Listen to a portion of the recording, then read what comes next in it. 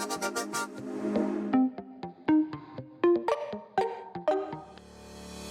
this video, I will show you how to opt back into Paragon emails.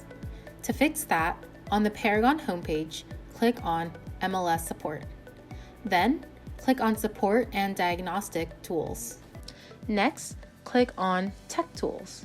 Finally, click on Paragon Email Opt-in. It will lead you to this page. Put in your client's email address and click on Next. If your client has not opted out of the system, it will let you know that they have not opted out. If your client has opted out, it will tell you here. Click on Opt-in, then click on Next. Your part is complete.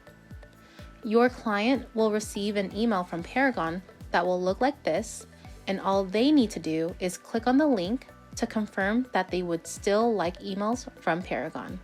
Once they click on the link provided in the email, they are opted back into the system. Now you know how to help your clients opt back in to Paragon emails. If you have any questions, please call Bay East Tech Support at 925-730-7100. Thank you.